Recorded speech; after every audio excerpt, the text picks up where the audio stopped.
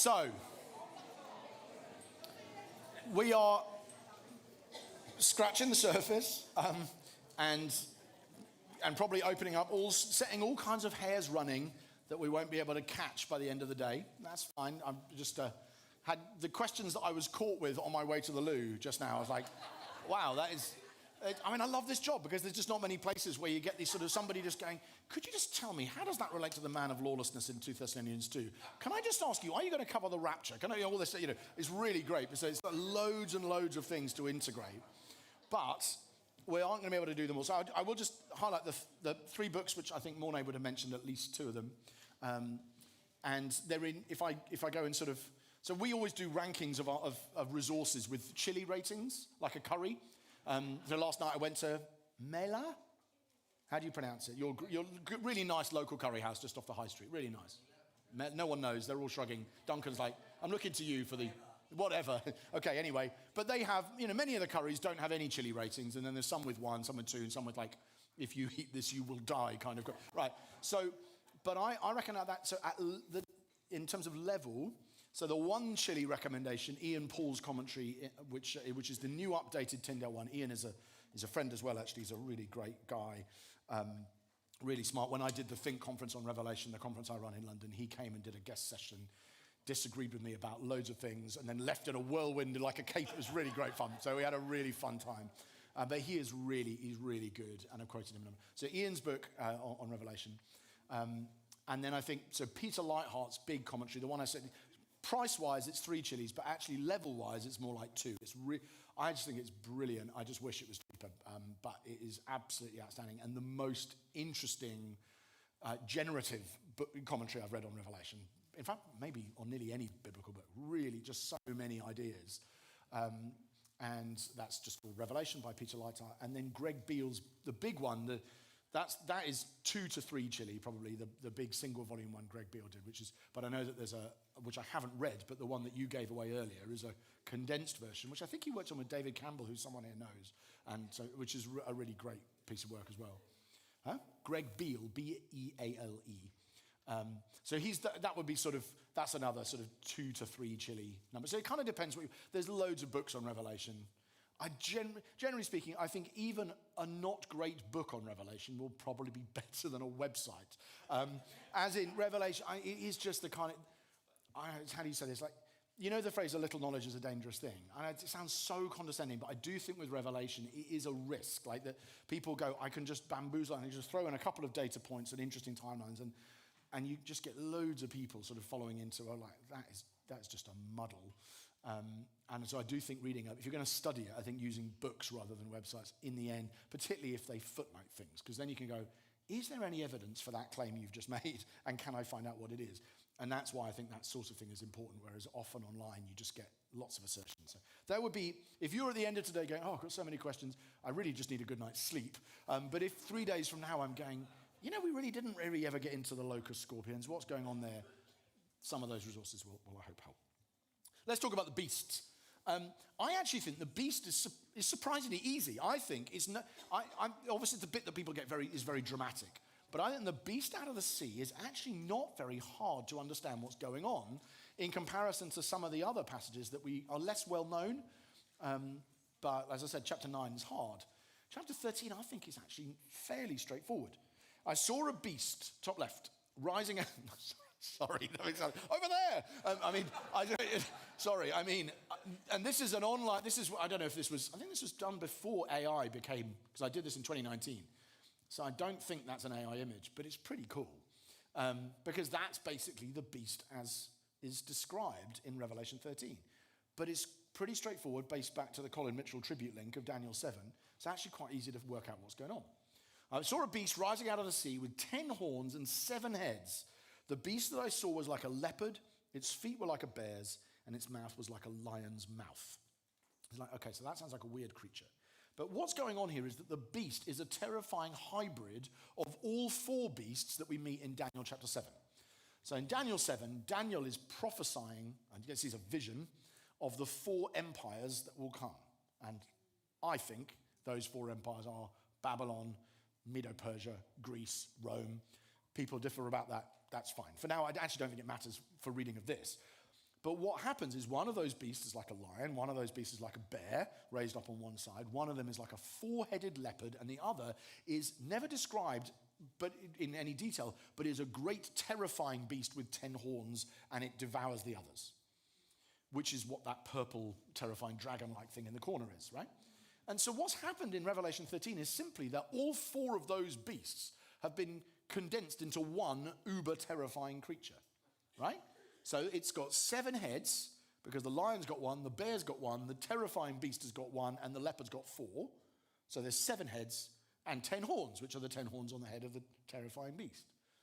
In other words, the beast we see in Revelation 13 is simply, John has got condensed all 4 images of Daniel's dream into one uber-terrifying beast, and saying, this is, if Daniel saw 4 worldly empires in succession, what I've seen is all the worst bits of all of those worldly empires rolled into one terrifying empire.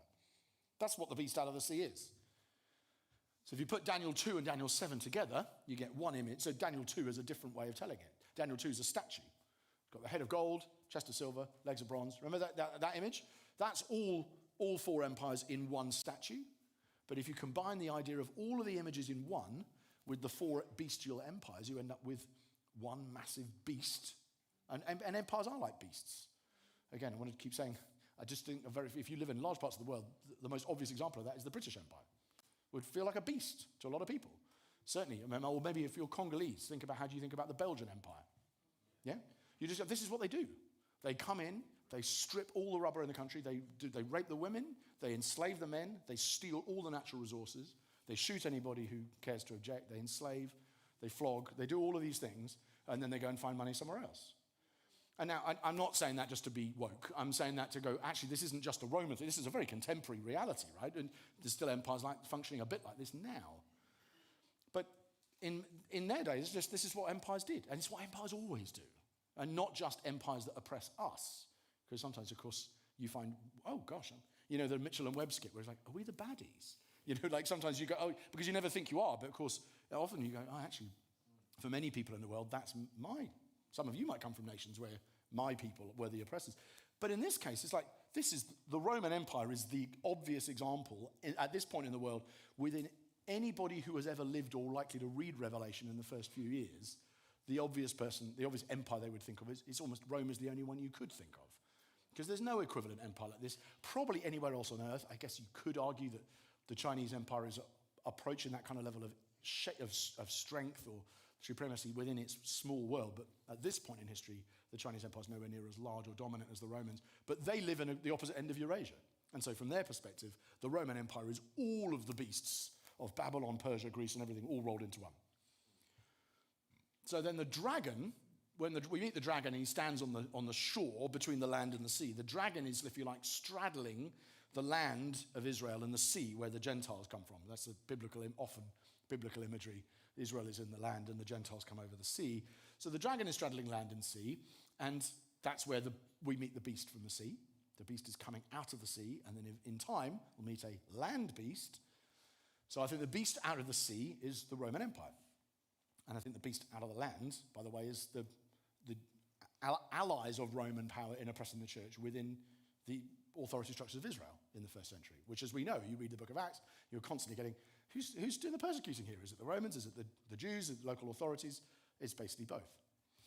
Beasts in Scripture are animals that kill humans, metaphorically, those who attack Christians. Like Paul talks that way, doesn't he, in letter to the Corinthians. And hybrid beasts are particularly terrifying because they result from bestiality. So a hybrid beast is one where you get one kind of monster sleeps with another and produces a weird, like a griffin or a minotaur. That's what those scary monsters that the ancient world would often talk about. Israel's bestiality has produced monstrosities. We know that from Daniel, we know it from Ezekiel, that's just what happens. And so then the beast out of the sea is worshipped. Who is like the beast parodies the name Michael, who is like God. People begin to praise the beast in the way that they would previously have praised God. And he blasphemes for 3.5 years. He also makes war on the saints, but the threat is not military primarily, it's a threat of idolatry. It's a threat of we're going to make you worship our gods. And so humanity is then divided into those who worship the beast and those who are written in the Lamb's Book of Life. And so that having done that, so the beast out of the sea is the Roman Empire. I think that's as close to a slam dunk as you get with the symbols in Revelation. I think the beast out of the land is Israel, as insofar as Israel is collaborating with Rome in trying to attack and oppress the church, which in fact many New Testament letters you'd say the chief opponent of the church in this is Jewish people, not Roman people. In lots of letters, that's where the threat is coming from. And in the story of in many of the towns in Acts, that's where the threat comes from. But if you read both Luke and Acts together, you would say, yeah, well, what often happens is there is like a kind of an unholy alliance of the chief priests and the rulers with the Roman powers. That's the main threat to the church, is when the two beasts come together. That's where you get trouble. That's how Jesus is killed. That's what happens over and over again in Acts. That's how the riots begin to, they go from, oh, and he was doing this against the temple. He was speaking words against this. We'll stone him. And then they hand them over to the Romans, who end up killing. That alliance between Rome and Israel, when it happens, is the main enemy to the church in the book of Acts. And it's also, I think, what's going on in chapter 13, because that's where you have the beast of the sea and the beast from the land. The false prophets speaking, the beast of the sea with military power. And that then brings us on to my friend Nero and the 666 and the mark of the beast and so on. But this is why. So the Neronian persecution lasts 3.5 years. I mentioned that before, between 64 and 68, during which Tacitus tells us, so the Roman historian, he does hate Nero, so he does have an axe to grind, but still, he's not a Christian source. And he says that he had Christians torn by, dressed up in wild beast skins, ripped to death by dogs. He set them on fire and used them to light the way into the city, strung them up on trees. I mean, this is a bad, bad man. And that sounds very similar to what the beast out of the sea does. So Nero, so if you like, the beast out of the sea is the Roman Empire. Nero, I think, is the mark of the beast, and his number is given as 666. And that is, as you've probably got lots of notes in your Bible to this effect, I don't know. But gematria is a game that just is like, in Roman numerals have a number and a letter. So a V is a 5. Now, in our language doesn't work that way. I have 26 letters and 10 digits. But a lot of languages, including in Greek and in Latin, you would have both the number. The number would be a letter and a number. And so if you add up the points, if you like, you give every number has its own point score. You add it up, you basically can give a number and a word at the same time. And that's what, if you've ever seen Roman numerals written in a row, that's kind of what, if you see L-I-V-I, you'd say, does that spell Livy, or does that say, whatever, 5151? And the answer is both. Telephone numbers would have been terrible in Latin. You should never have any way of knowing what it went. Well, anyway, that was just a standard game in the ancient world. And if you add up the numbers for Nero and Caesar, as in Nero Caesar, or Caesar Nero, you get 666. And if that doesn't convince you, there is a compelling, hyper-nerdy point, which is that in some of your Bibles, it probably says some early manuscripts have 616. But that's what you get is if you add up Nero Caesar, but without the N at the end, which is the accusative tense. So effectively, the accusative. So what happens is if instead of saying Neron, which is grammatically more correct, you say Nero Caesar, you get 616. So in some ways, it doesn't just explain why Nero came to be known as the 666. It also explains why one of the errors in the early transmission of the Bible, one of the manuscripts that got it wrong, where that error must have come from, I think. I think that's pretty, again, as in Revelation, you don't get many slam dunks, but to me, that's pretty compelling. Again, it's not to say that you then just pop that in the first century saying, oh, lucky that's never going to happen again. Bestial empires trying to destroy Christians. No, that's limited to the first century. That's clearly not what we're supposed to conclude. But I think it is in the first, that's the setting. That's how they would have read it. And I think that's a good way of us reading it too, while recognizing that Nero-like behavior is exhibited by many, many megalomaniac world rulers who are trying to destroy the church ever since. Happy with that? Okay. Yes, sir. Question around, you've talked a lot about where you've got pagan powers aligning with religious powers to destroy the church. We see, obviously, in certain countries and over periods, like Crusades, for example, where you've got the church, in quote, aligning with Yes. what we call a pagan power. How do you sort of square that up? Yeah. So the question is, what if you, in the situations you're talking about, is basically, if you like, let's use the words secular and religious power attacking the church. But what happens if the power doing the attacking is kind of under the auspices of the church? What do you do then? And obviously, I think you repent. But I don't think Revelation is addressing that phenomenon, really. I think if you were to say to John, do you think that the answer then to all of this oppression and so on is for the church just to get itself an army and to march on the Holy Land or whatever? He'd say, what on earth are you talking about? I couldn't have made it clearer that you overcome by your blood, like you're the word of your testimony, and by dying for your faith. You don't go around killing everybody. What are you talking about? I think that's what he would say. But that is just not his situation, and that's not the danger that you really get anywhere. I think the very, very earliest signs you get of that are in the 4th century, so at least 300 years after this. So I just think it's almost a bit like saying, how do you evangelize aliens to us? It's like, well, it's a question I might have to think about in years to come, but we're not there now. And I think it is probably a bit like that. But I'm pretty sure if you said it to John, if you said it to them, John was there when Jesus preached the Sermon on the Mount, I'm pretty sure what he'd say. But you're right, that is a completely different kind of threat. It just isn't the threat that they had at the time. It's a great question. Yeah, and we've got to make sure that we don't read Revelation in a way that makes it sound like the baddies are always the pagans and the people from other religions, and that's why I keep trying to turn it back round and go, well, what about the British or the Belgians or whoever? But yeah, it's a really good shout. Okay, next one.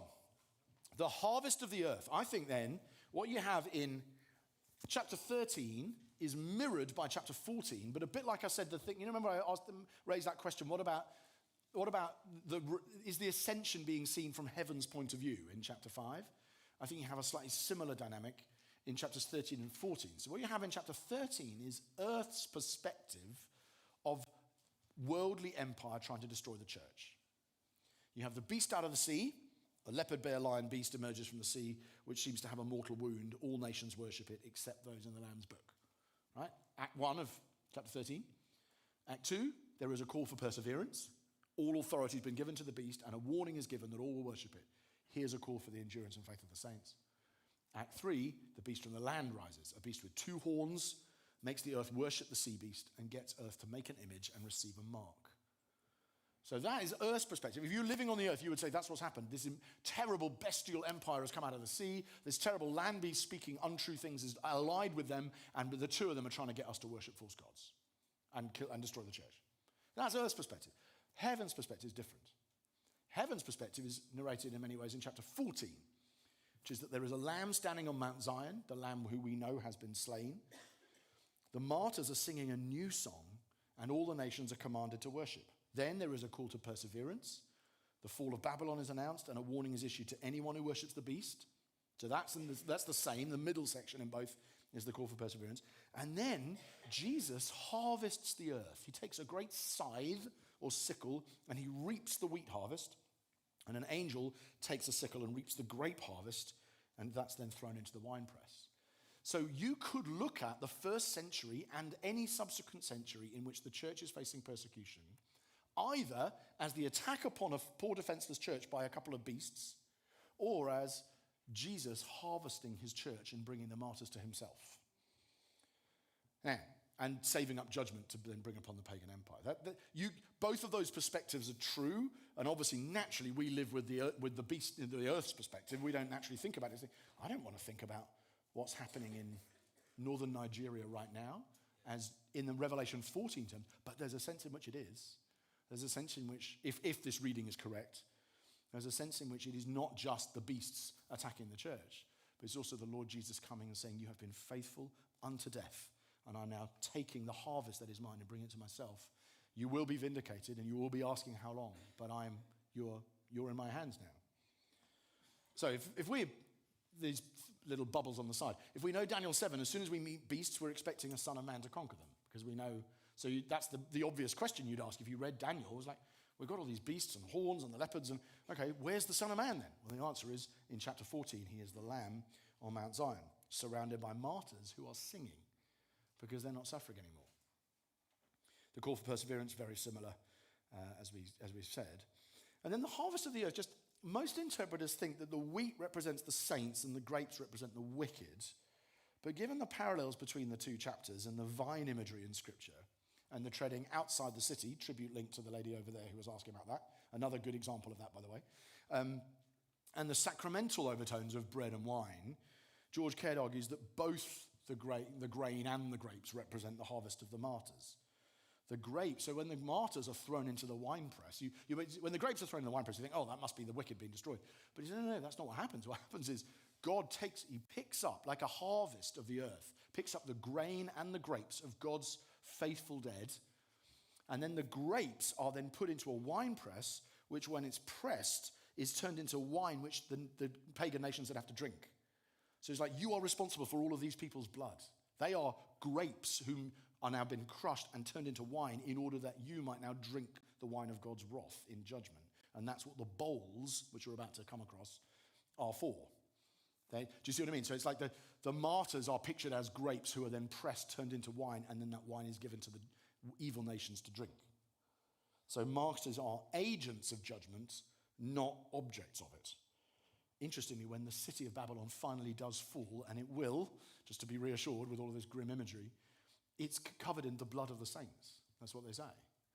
So the blood of the saints, it was like blood stained on the cobbles of this city with the blood of the saints, because that's what Babylon did. She crushed God's people. And so I think that both the grain and the grapes may well be the martyrs, the people of God who've remained faithful unto death. That then takes us on to the bowls. We're just going to keep moving, I'm afraid, and then we'll review questions towards the end.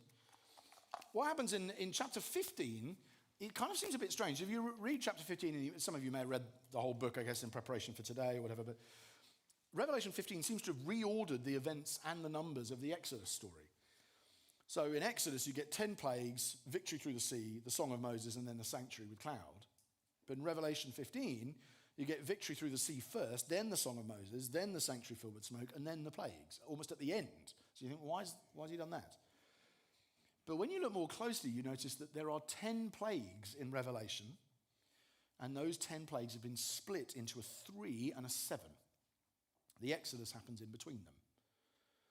So, if the Exodus story goes like this, the I Am appears to Moses, promise of justice for the slaves, 3 plagues on everyone, 7 plagues which don't touch Israel, victory through the sea, Song of Moses, sanctuary filled with cloud. That's the order in Exodus.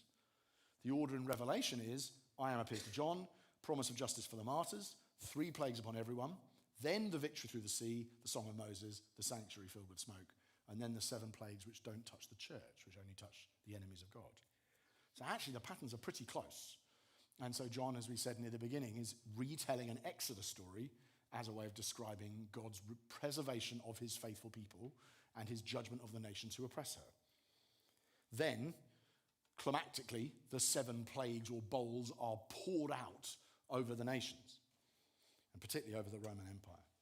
So previously in Revelation, bowls have been filled with incense, which rise to heaven as prayer, but now the bowls are overturned, poured upside down, and poured out on the earth in fiery judgment.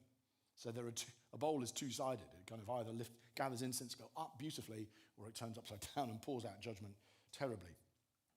Obviously the plagues, as we've seen, boils, Nile turning to blood, silent darkness, drying up the river, hail, they're all very Exodus-y. And then in striking all of the beast worshippers, what we find is that there's an escalation. So the seals strike, but the 7 seals strike a quarter of the world. The trumpets strike a third, you may remember. The bowls strike them all.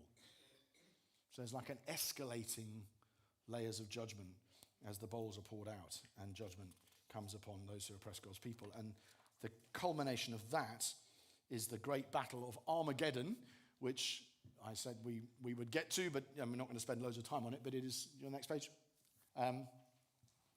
So Armageddon's just a place. It's a valley just beneath a mountain, and you can see Megiddo if you're looking carefully there. Can you just see under Mount Carmel? And sort of, if you see the word Israel and then go up and to the left, you see Megiddo there. That's where we're talking.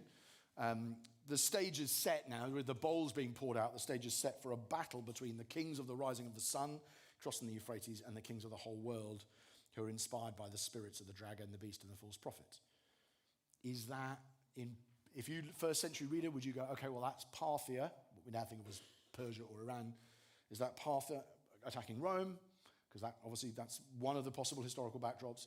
Is this about Cyrus liberating Israel from Babylon? Well, either way, or maybe it's something else. But either way, it happens at the place that in Hebrew is called Har Mageddon, as in the mountain of Megiddo.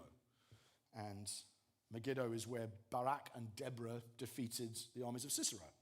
It's also where Ahaziah dies in 2 Kings. It's where Josiah dies in battle with Pharaoh Necho right before the exile. So it's a very important battleground. And I guess it would be a little... How on earth did you do that? You've like put a little blue sticker on it. How did you... This is like dark magic. Amazing. Thank you very much, Justin. But that's where it is, for those who are wondering. But Megiddo is like it's a classic battleground. Again, the word would have... it would because we hear Armageddon and you might even think of meteors and Ben Affleck, I don't know. But whatever it is, they would think more like the way you would hear the word Somme or Waterloo.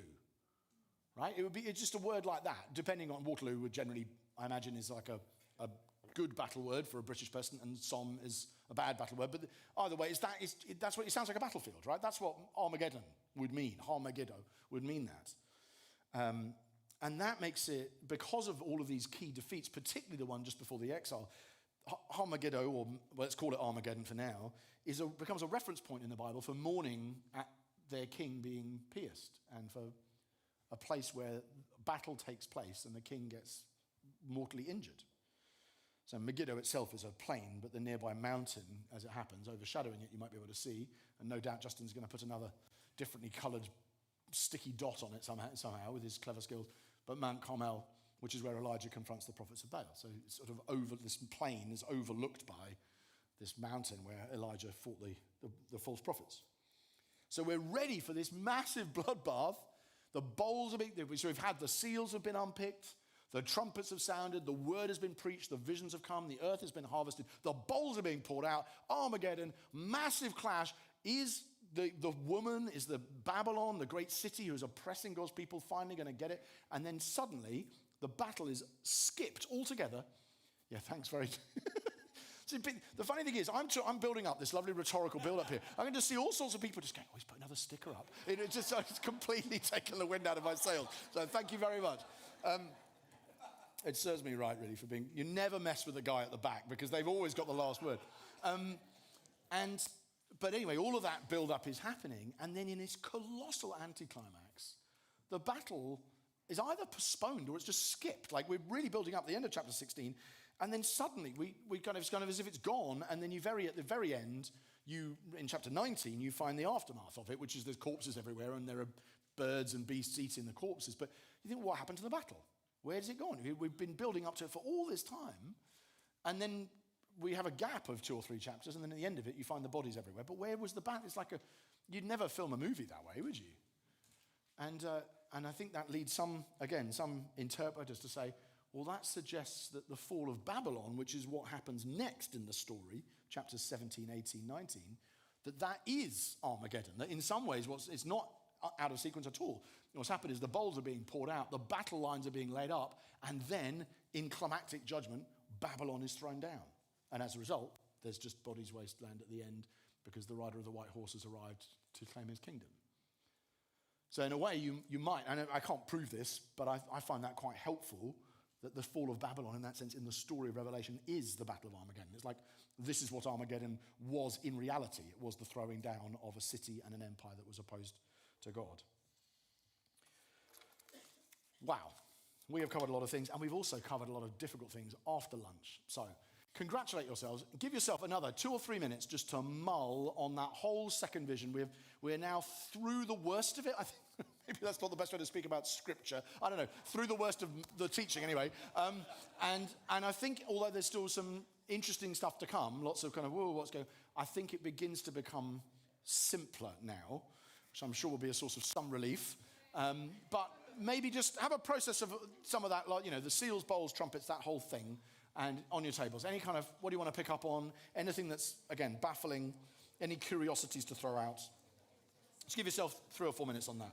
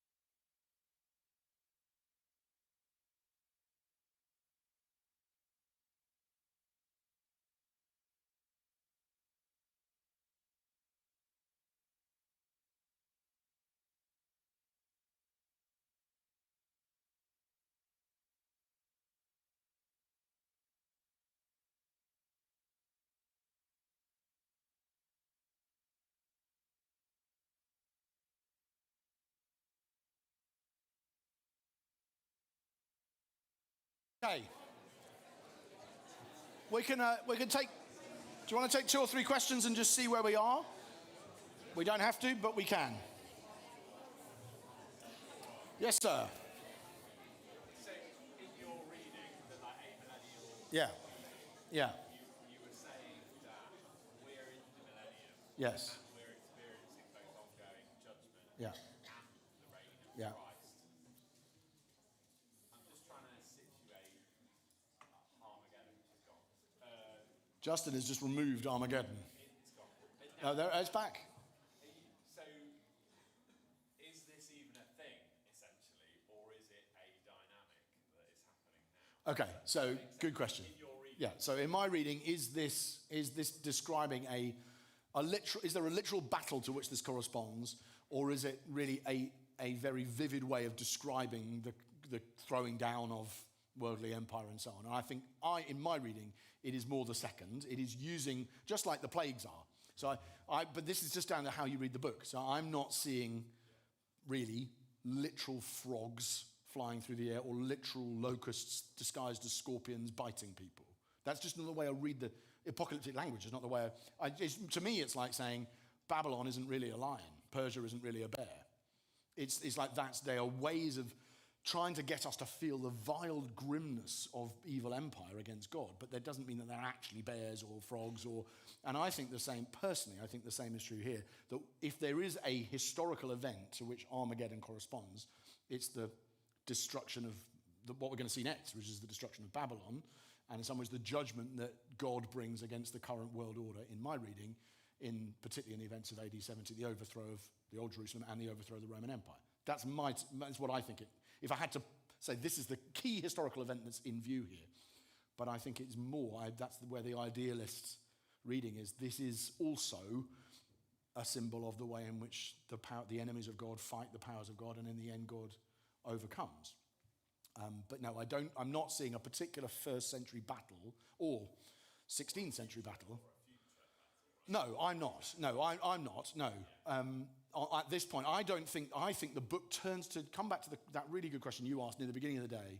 I think the book turns futurist, if you like, in either midway through Revelation 20 or, depending on how you read it, Revelation 19.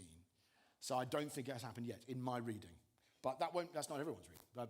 But I think, yeah, so that's why, in some ways, the second vision, the big chapter 4 to 16, I think is concerned with almost entirely events of the 1st century in the way I understand them, and to narrate the heavenly narrative behind what we can see in the world around us.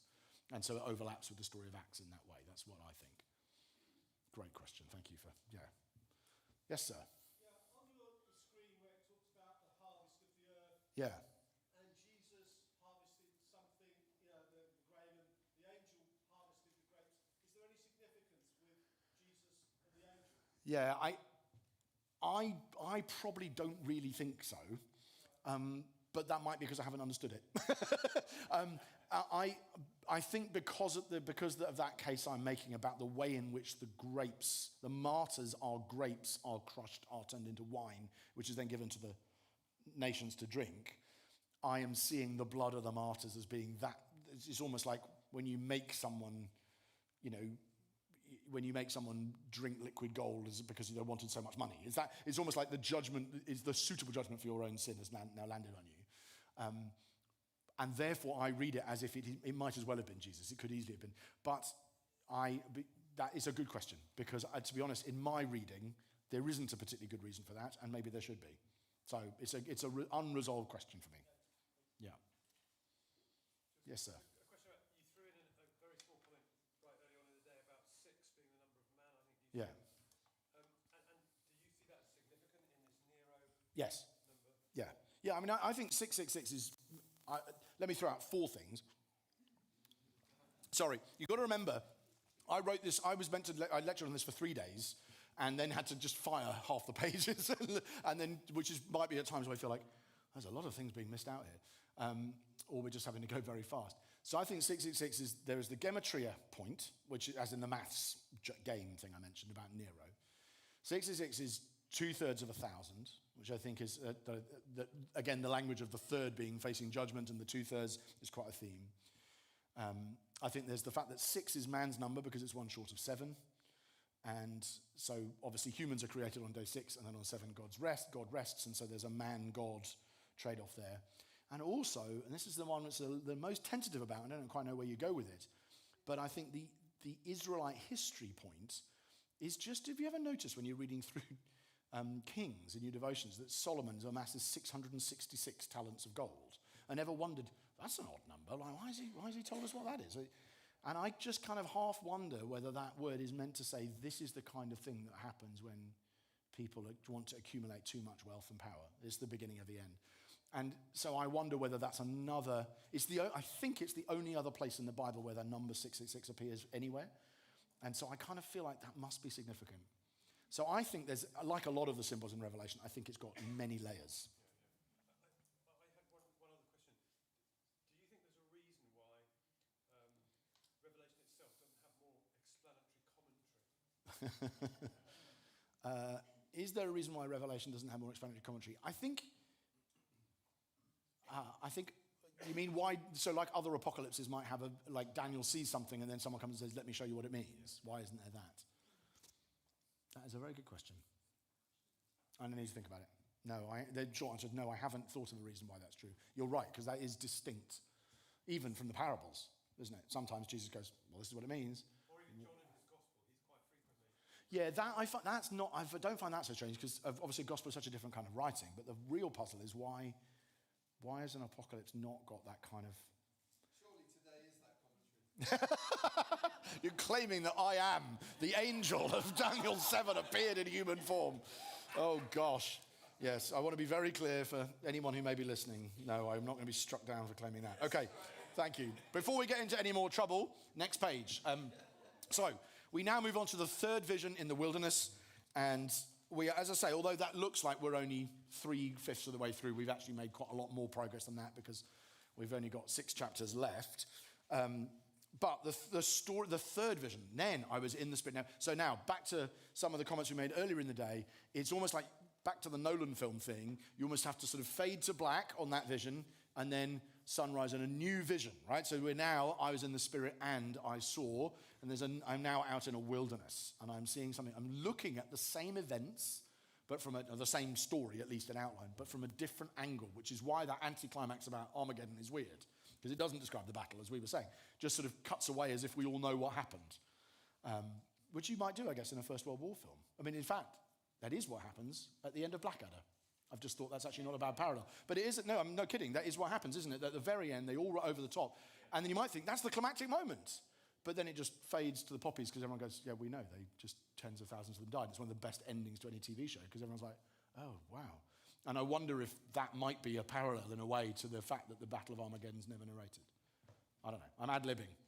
Anyway, camera pans into a new scene, Revelation chapter 17, and this is the story of the harlot and the beast, the triumph of Christ and the millennium. So I'm going to start, as you would, by throwing Ezekiel in there, because I just think Ezekiel's always fun to see parallels.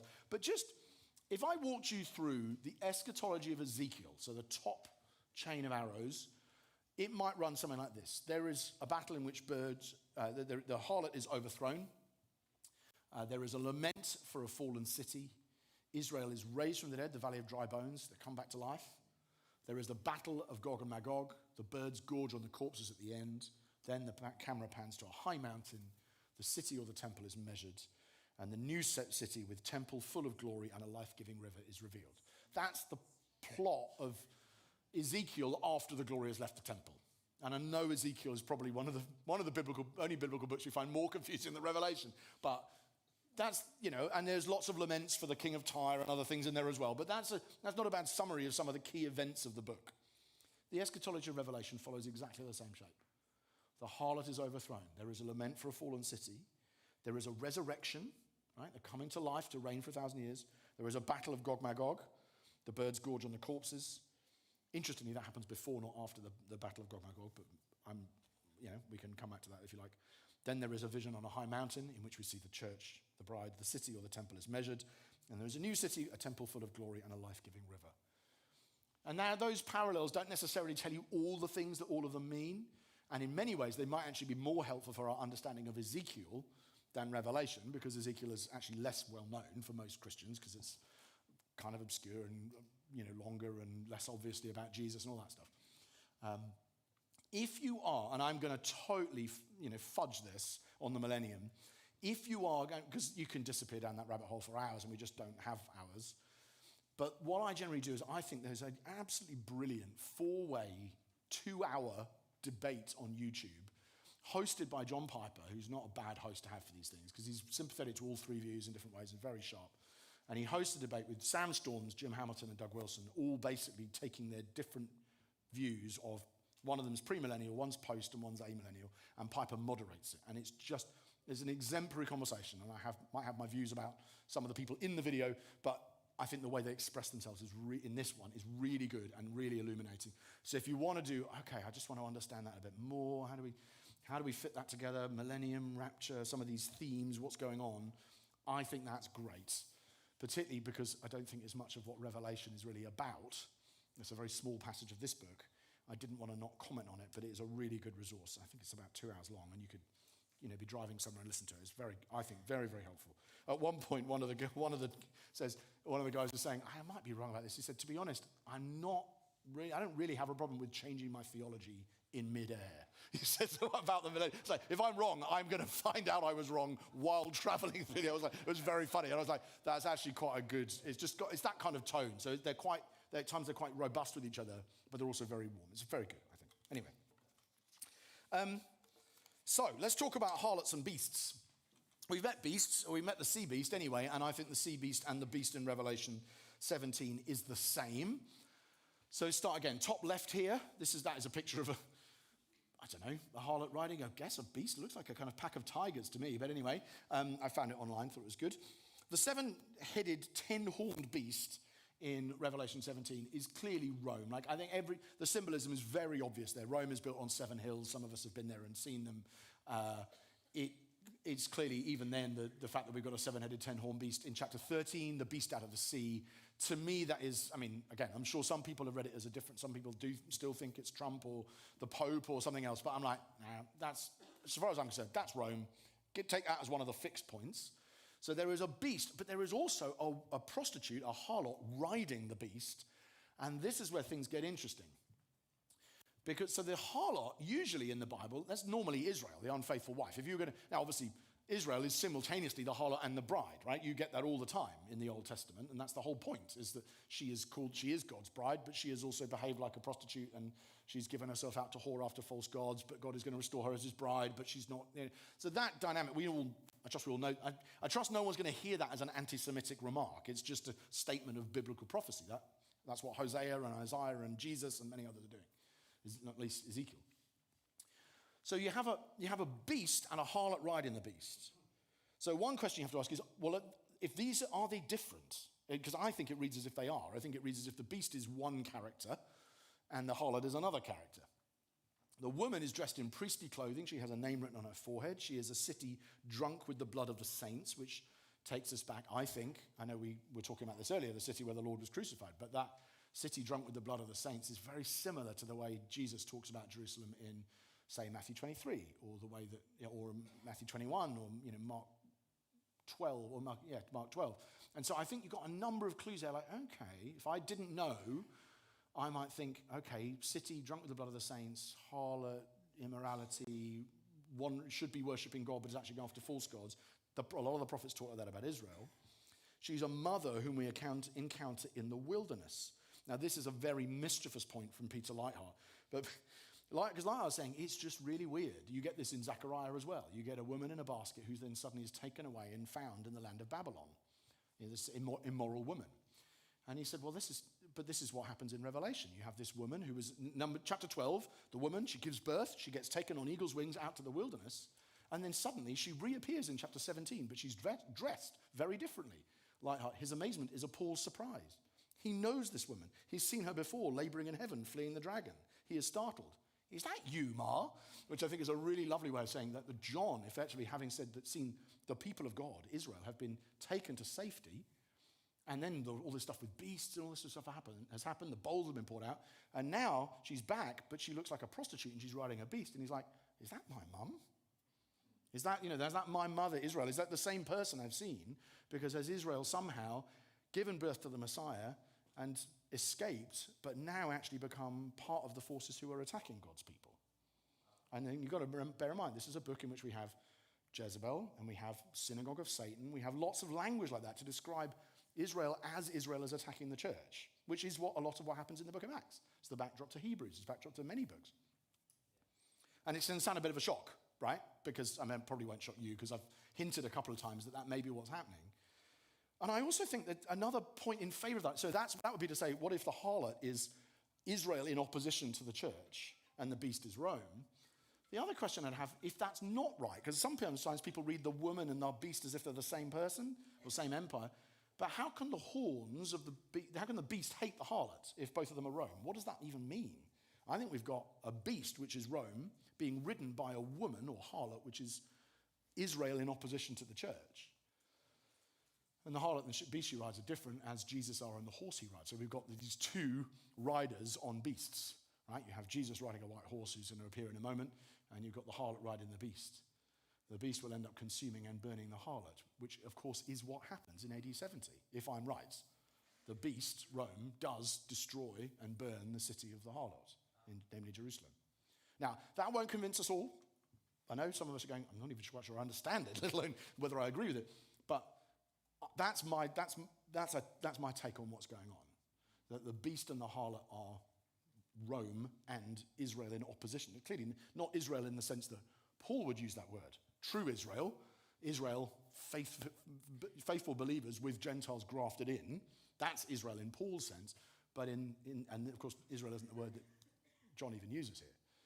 But the idea of the city that is trying to destroy the saints, I think that's what's going on. But that, I know we're covering, these are deep waters.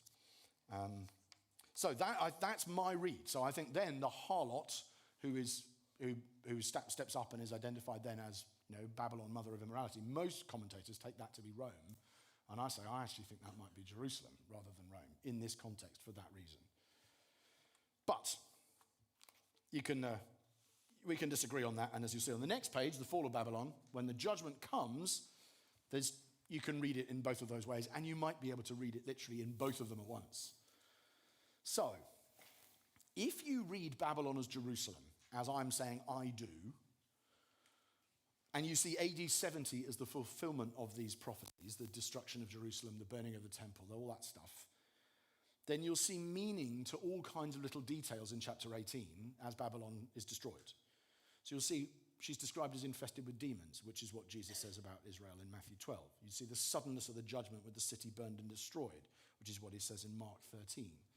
You see the flight of the new Jerusalem from the old one, lest the church suffer as well, which you see in Matthew 24.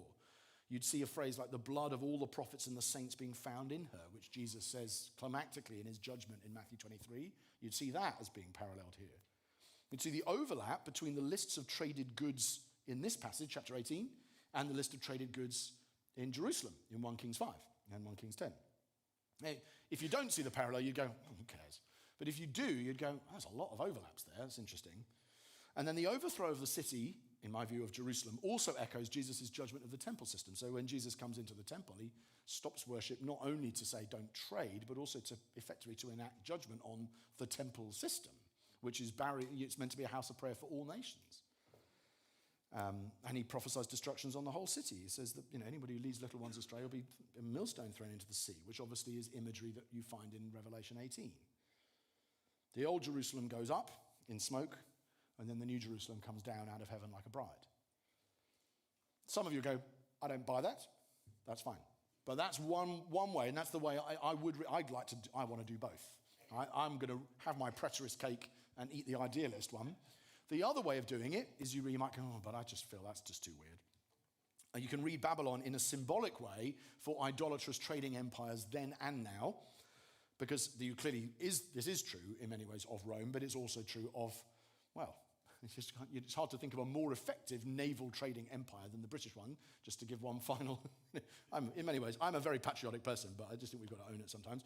Sexual immorality combines with greed to produce adulterous, rich, luxurious living, which is the modern West, right?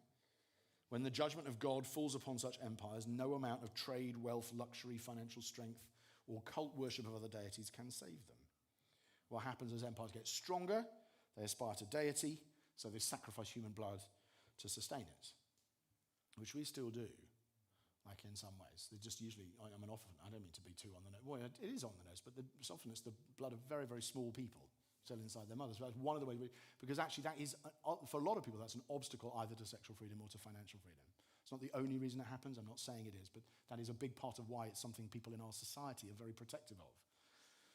And so it's not just something that happened in the ancient world. It just happens differently now. And ultimately, of course, what happens is the saints celebrate when Babylon is judged. There is this delight. Babylon has fallen, which back to the people who sing Handel's Messiah. I always think Handel's Messiah is often sung by churches around Christmas by very respectable middle-class people who work in banking. That's how I always think about it. But what they're actually celebrating is the destruction of middle-class banks and things like that. Literally, when you read what Revelation 18 is describing, it is the absolute overthrow of the financial systems of the naval trading empires. So which is not to say we shouldn't join in and sing it, because it's a beautiful piece of music and we should celebrate it. But it's just, I often think there's a bit of an irony there as what you are singing, hallelujah, hallelujah. The smoke goes up from her forever and ever. They're singing about the city of London, right? And places like it. It's that, if you read it symbolically like that, as I do. Now, clearly, those things are not just true of Jerusalem or Rome. They're true of Rome and the barbarians. They're true of the Islamic caliphates and the Mongols. It's true of the Qing. It's true of modern capitalist empires, world wars. You can say a lot of world wars fit, say a lot of, the two big ones we know about anyway, they do fit a lot of the patterns of Revelation 18. If you read them and say, that is what's happening in many of those places. That's what's happening in that's what happened to Berlin. That is in some ways what happened to London. I'm not saying we are really the baddies in all world wars. I think there's some echoes there at least. And then as the horn-covered harlot falls, and I use the word horny as a deliberate play on words there, because she is a horny harlot in both senses, the bride is celebrated before being seen again in chapter 21. It is granted her to clothe herself with righteous deeds, which is a lovely phrase about the beauty of the church, which, don't worry, is where we will end. Blessed are those who are invited to the marriage supper of the Lamb. So I think we were due to finish at 3:15 for this session, weren't we? And I think we've got one more session. So I think we will get through it. Yeah, we will. That's good. So let's pause there.